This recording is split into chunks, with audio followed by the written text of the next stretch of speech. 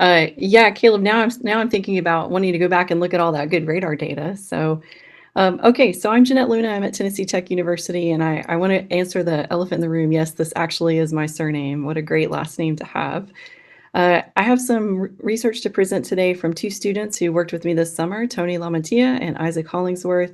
My PhD student, Philip Robertson, also helped us create some of the maps that we're going to showcase. And just following this talk, Isaac will be talking a little bit more about tactical mapping and specifically military maps. So I know there's been some discussion in the chat about that, and I think that'll be a great opportunity to see what that could look like for the moon. Next slide, please. Okay, so this is a busy slide, but I want to draw your attention to the triangle on the lower left. We're turning our attention now to different scales of mapping, and I know I'm not the only scientist in the room who, when you're reading a paper, you might notice that one person's regional map is another person's local map, is another person's study area map. And so I want to point out that the National Geospatial Intelligence Agency and the US Army actually have definitions for what those terms mean. So as we step through some of these maps, we're going to look at some global map products, regional map products, local map products, and specialized map products. And you can see in that triangle and also in my abstract for the meeting what those are defined as using the NGA terminology. So throughout this, we'll start in the upper left where we've got that global map. We're going to work our way across to a regional map, a local map, and some specialized geologic maps over the lunar South Pole, specifically focused on de Gerlach crater. Next slide, please. All right, so for global map products, we know that there are only a handful of these. This one happens to be the Fortezo et al. 2020 Unified Geologic Map of the Moon. The lunar South Pole is in the upper right of this particular image. There's a very recent paper that just came out, Krasilnikov et al. 2023. I think there's also a talk later today by that research group of the lunar South Circumpolar region. And the Chinese map, right, also includes the Global Geologic Map of the Moon. That's G et al. 2022, that other recent map that we have.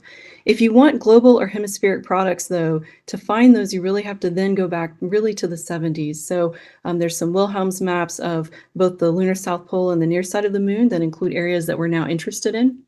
And part of our discussion today is who are the users, and we will literally move into a discussion later where we'll make a list of those users.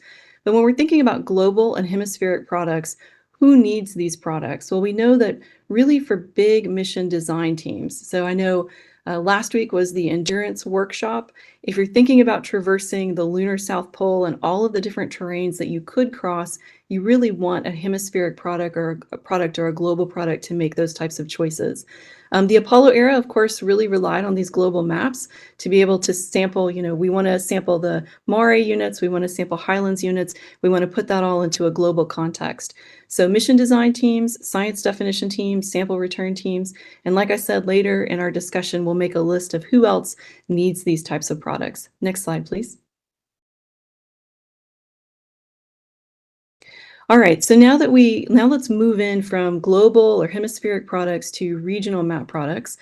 This is a product over the de Gerlach crater and two of the de Gerlach landing sites. De Gerlach Rim 1, that's the black square to the right, and de Gerlach Rim 2. This is a 1 to 250,000 map. So we mapped at a 1 to 50,000 digital mapping scale.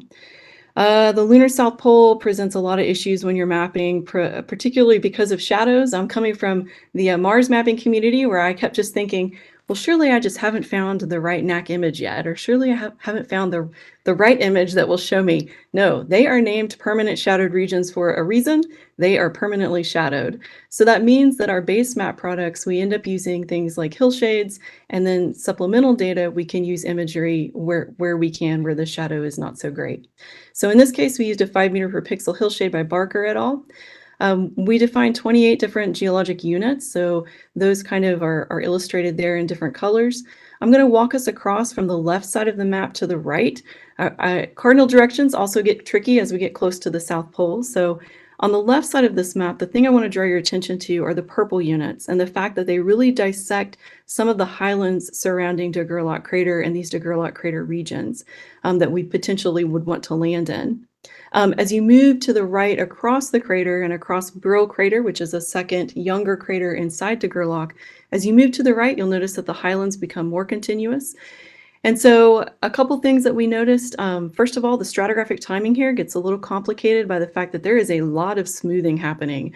When we get in and we look at the imagery and we look at the hillshades, yes, some of it is data, but also, volatile release over prints some of the topography. So we get effects of smoothing on slopes over 5 degrees.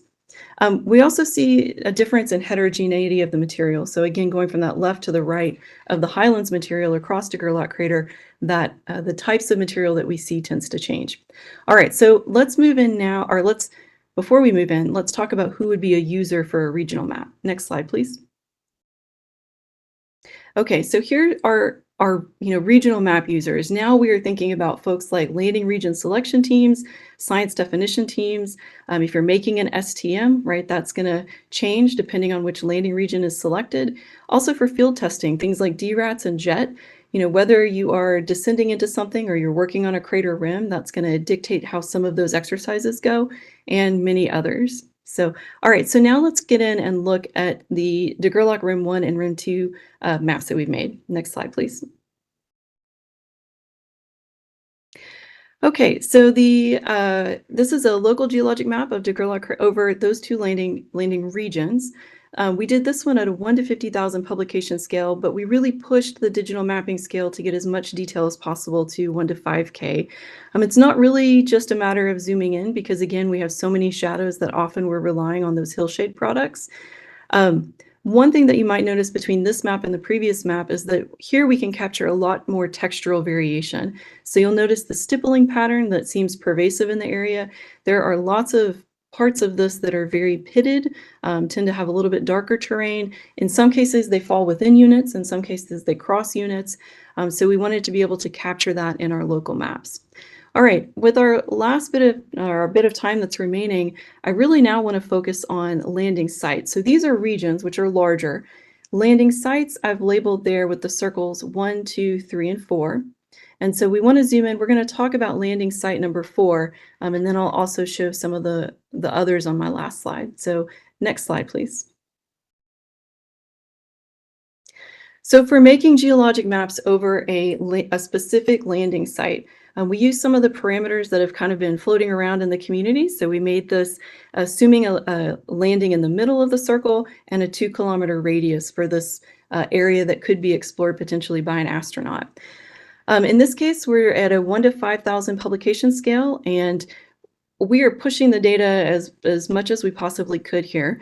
So we really were ranging from a 1 to 1K digital mapping to a 1 to 2.5K, depending on how much shadow was present and how much we could draw. You'll notice, I've mentioned the shadows a lot of times. You can see there in the center of Rosington Crater and Auckley Crater exactly what those pervasive shadows, permanent shadowed regions look like. So here, we're trying to make the most of the NAC imagery where we can. Now, at this point, we're zoomed in onto Gerlach Rim, so we don't have the incredible variety of units that we saw, but we have, 9 units that are divided into 2 groups. I want to point out some challenges that came up as we worked through this over the summer. First of all, units get more geomorphologic as we zoom in. We're looking at more and more and more texture. And then matching unit names. I'm a sedimentologist and a stratigrapher, so at first I started calling things, oh, it's facies number 1. Then it was facies, as we zoomed in, well, now it's facies 1A. Well, now it's facies 1A1. And the best takeaway message that I can offer from that is, plan for your nested mapping, select map units that you can start to divide so that if an astronaut is looking at a regional product and then moving towards a specialized product over the landing area, we can minimize confusion as much as possible. So plan for nested mapping. All right, next slide, please. Under 1 minute. Thank you, Alex. All right, so who are our users at this point? We've gone, from those global products all the way down. Well, now our users are going to be mission control, flight control, astronauts. At this point, we're thinking about landing. Science definition teams, science traceability matrix.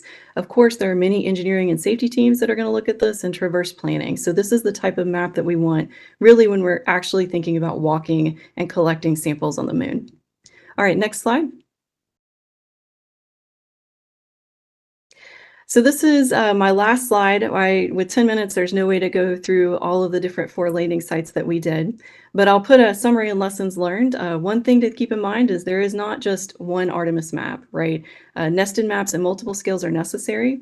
Those are going to be at those global, regional, local, and specialized scales. I've got 2 upcoming talks.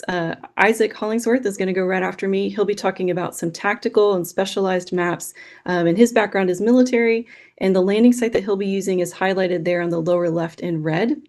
And then Alex Huff also is going to take us through some tactical maps. So with that, I'll cut myself off, and thank you so much. Oh, and this is what we hope astronauts say right when they land. This looks just like the map.